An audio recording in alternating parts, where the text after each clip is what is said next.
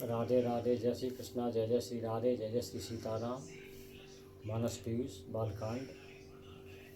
सुकृत संभूतन विमल विभूति, मंजुल मंगल मोद प्रसूति। तुलसीदास जी बाबा गुरु की वंदना कर रहे हैं। आज भी गुरु की वंदना है इस चौपाई में भी। क्या कह रहे हैं महाराज? क्या सुकृत संभूतन विमल विभूति। भगवान शंकर जी के शरीर पर जो विभूति, जो भस्म राख लगी रहती है, वो शमशान की राख है। कितनी अपवित्र राख है, लेकिन शिव जी के तन पर लगकर वो राख कितनी पावन हो जाती है, कितनी मंगलकारी हो जाती है कि जब भगवान शिव नृत्य करते हैं तो उनके शरीर में से वो जो राख झरती है ना, उस राख को देवता उठाकर अपने मस्तक से लगाते हैं। धन्य हो गए हम। ऐसी राख, ऐसी विभूति हमको कहाँ मिलेगी? इसी प्रकार गुरु के चरणों से स्पर्श करके रज विभूति बन जाती है। जैसे भोले बाबा की विभूति है, भस्मी है, वैसी भस्मी, पवित्र भस्मी बन जाती है। क्यों? क्योंकि गुरु महाराज ने भजन किया है, तप किया है, नाम जप किया है।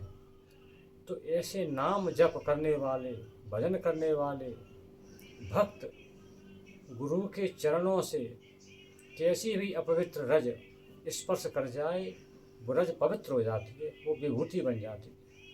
इसलिए गुरु के चरण की रज जहाँ भी मिले उसको बड़े आदर के साथ अपने मस्तक से लगाओ, उसका सम्मान करो।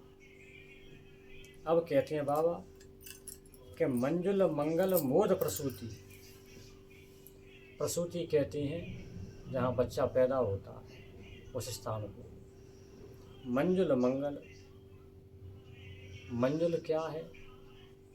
हमारे बेटा हुआ, हमको पैसा प्राप्त हो गया, अच्छा भोजन प्राप्त हो गया, अच्छा मकान बन गया, उससे हमको जो आनंद प्राप्त हुआ, जो सुख प्राप्त हुआ, वो मंजुल है। स्वर्ग की प्राप्ति हो गई, वो भी मंजुल है। स्वर्ग में पुण्य खत्म हो जाएंगे, फिर लौट के पक्षी बनाना पड़ेगा, फिर गिरना पड़ेगा नीचे, वो भी मंजुल है। और मोद क्या होता है? मोद होता है आंतरिक सुख।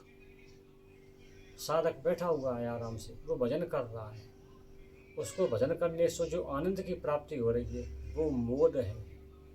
आज मैंने इतना भजन कर लिया, कम रह गया, कल और करूँगा, कल और बढ़ाऊँगा भजन को। तो वो भजन करने से उसको जो आनंद की प्राप्ति हो रही है। आज मैं वृंदावन गया, मैं दर्शन किए बांके बिहारी के, मैं राधा केली कुंज गया, मैंने गुरु महाराज के दर्शन किए। कल फिर जाऊंगा, कल फिर दर्शन करूंगा बांके बिहारी के, कल राधा वल्लभ जी जाऊंगा, कल फिर गोवर्धन जाऊंगा, अयोध्या जी जाऊंगा, रामलला के दर्शन करूंगा।